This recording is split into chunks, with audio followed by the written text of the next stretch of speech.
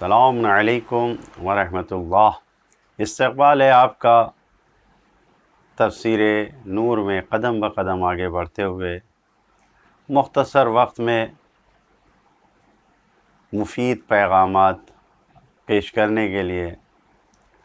ہمیشہ کی طرح ملاحظہ فرمائیں آج سورہ آل عمران کی 162 اور 163 نمبر آیتوں کو۔ بسم اللہ الرحمن الرحیم أفمن اتبع رضوان الله كمن باء بسخط من الله ومأواه جهنم وبئس المصير هم درجات عند الله والله بصير بما يعملون۔ کیا رضائے الہی یا اتباع کرنے والا اس کے جیسا ہوگا جو غضب الہی میں گرفتار ہو کہ اس کا انجام جہنم ہے اور وہ بدترین منزل ہے۔ سب کے پیش پروردگار درجات ہیں اور خدا سب کے اعمال سے باخبر ہے۔ اس آیت کے شان نزول میں یہ آیا ہے کہ جب اللہ کے رسول نے جنگ احد کی طرف حرکت کرنے کے لیے کہ سب جنگ احد کی طرف چلو اعلان کیا تو منافقوں نے الگ الگ بہانے لا کر خود کو مدینے سے نہ جانے کا جواز پیش کیا، اور کچھ مسلمانوں میں بھی ضعیف الایمان تھے تو اپنے ایمان کی کمزوری کی بنیاد پر انہوں نے بھی انہی منافقوں کا ساتھ دیا، یعنی انہی جیسی ترکیبیں اختیار کر لی اور مدینے سے باہر نہیں نکلے، احد کے میدان تک جنگ کرنے کے لیے نہیں گئے، گویا ساتھ نہیں دیا۔ 155 نمبر آیت 155 نمبر آیت میں یہ بات بیان کی گئی ہے کہ جو لوگ میدان جنگ سے بھاگ گئے تھے، فرار کر گئے تھے اور پھر بعد میں شرمندہ ہوئے اور توبہ کیا، شرمندگی کا اعلان کیا، ان لوگوں کے لیے اللہ نے انہیں بخش دیا۔ اس آیت میں یہ بیان کیا گیا ہے کہ جو آرام و آسائش میں تھے اپنی رفاہ کی زندگی گزارنے کے لیے، یا وہ منافقین جو بہانے لائے طرح طرح کے، جو بھی مدینہ میں رہ گئے تھے اور میدان جنگ احد تک نہیں گئے تھے، اللہ تعالیٰ انہیں معاف نہیں کرے گا۔ قرآن مجید کی آیتوں میں یہ مطلب بیان ہوا ہے کہ مومنین کے لیے درجات ہیں، لہم درجات عند ربہم، ان کے پروردگار کے نزدیک ان کے درجات ہیں، یا بعض آیت میں ہے کہ لہم الدرجات العلا، مومنین کے لیے بلند ترین درجات ہیں۔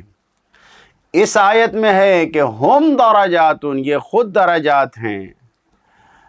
حدیثوں میں ایمان کے درجات بیان کیے گئے، ایک حدیث میں آیا ہے کہ ایمان کے 10 درجے ہیں،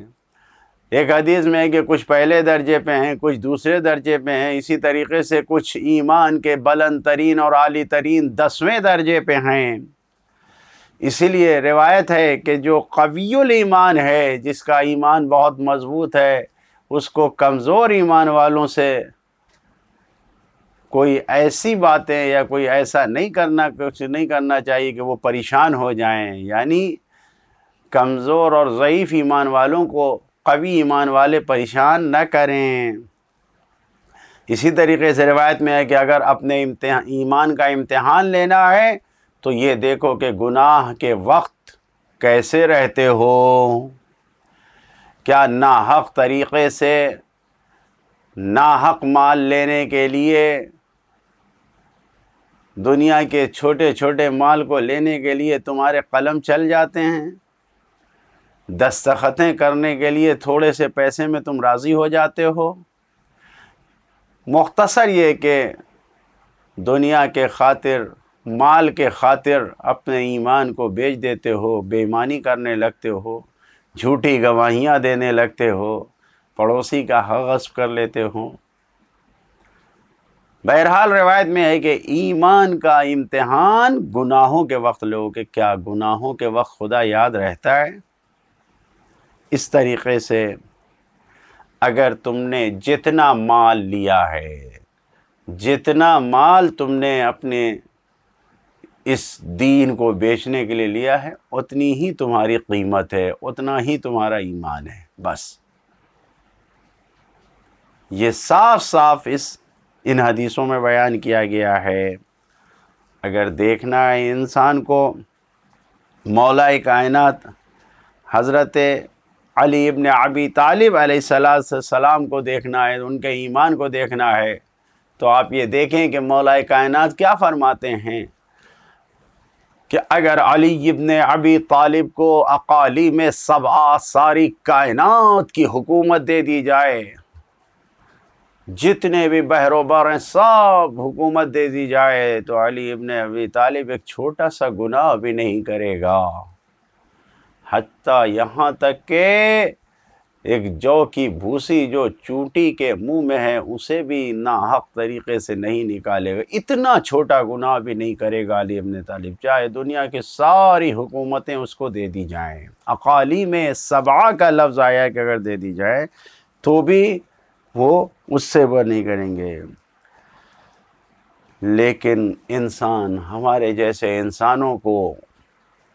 غور کرنا چاہیے کہ چند سکوں کے عوض، تھوڑا سا مال دنیا کے عوض کیسے اپنے ایمان سے دستبردار ہو جاتے ہیں. مختصر یہ کہ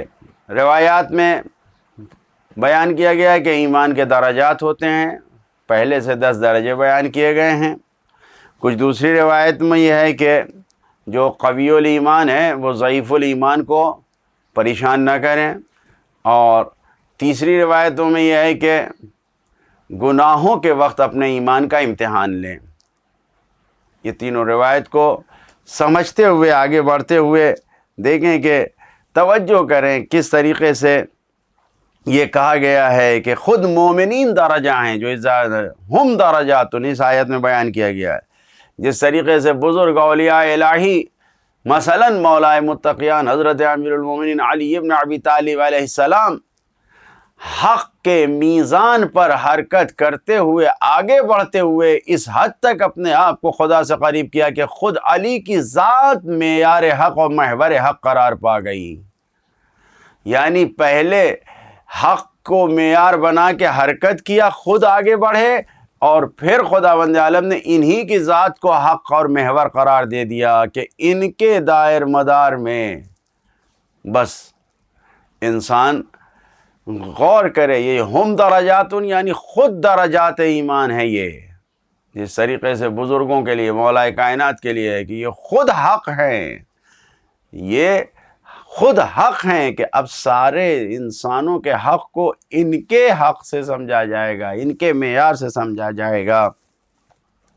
جو پیغامات ہیں اس آیت میں، پہلا پیغام یہی ہے، جو سچے مجاہد ہیں، جو حقیقی مسلمان ہیں،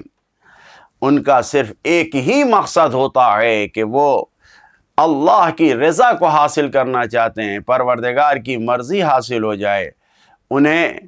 مال دنیا اور مال غنیمت سے کچھ نہیں لینا جاتا ہے، انہیں جیتنے اور ہارنے سے کوئی کام نہیں ہے. وہ خود نمائی نہیں کرنا چاہتے کہ ان کا نام ہو جائے، نہیں، وہ تو صرف اور صرف سچے مسلمان، حقیقی مجاہد پروردگار کی مرضی اور اس کی رضا کو طلب کرنے کے لیے قدم بڑھاتے ہیں. دوسرا پیغام، اسلامی معاشرے میں جو مجاہدین ہیں ان کا رتبہ بلند ہے. ہر مسلمان کو ان کے رتبے کو بڑھانا چاہیے، ان کے بنسبت جو قائدین ہیں، جو بیٹھے رہ جاتے ہیں، بلند ہے. فضل اللہ المجاہدین علی القائدین اجرا عظیما، بلند عظیم درجات دیے ہیں خداوند عالم نے. لہذا جو میدان جنگ میں جاتے ہیں، جو مدافع حرم الہی ہیں، حرم زینبی ہیں، تو جو مدافع ہیں ان کے درجات بلند ہیں ان کے بنسبت جو جنگ میں نہیں گئے ہیں ان کے لیے. تیسرا پیغام، اگر میدان جنگ و جہاد سے منہ موڑا جائے تو پھر ایسے انسان، منہ موڑنے والے انسان غضب الہی کے حقدار بن جاتے ہیں، خرید لیتے ہیں اللہ کے غضب کو. چوتھا پیغام، اللہ کی خوشی، اس کی مرضی،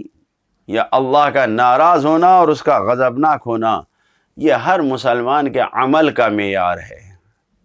عمل کے وقت صرف ایک توجہ ہونی چاہیے کہ اللہ خوش ہے یا اللہ ناراض ہے، رضوان اللہ ہے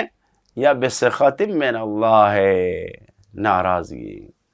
عملی زندگی میں بھی ہم کو یہی معیار رکھنا چاہیے، ہر قدم زندگی میں وہی کامیاب ہے جو اللہ کی مرضی کو حاصل کرنے کے لیے اٹھ رہا ہے، اور ہر وہ قدم ناکام ہے جو رضا الہی سے ہٹ کر بڑھ رہا ہے۔ خدایا پروردگارا اپنی مرضی کے مطابق قدم بڑھانے والے بندوں میں ہم سب کو قرار دے۔ والسلام علیکم ورحمۃ اللہ وبرکاتہ۔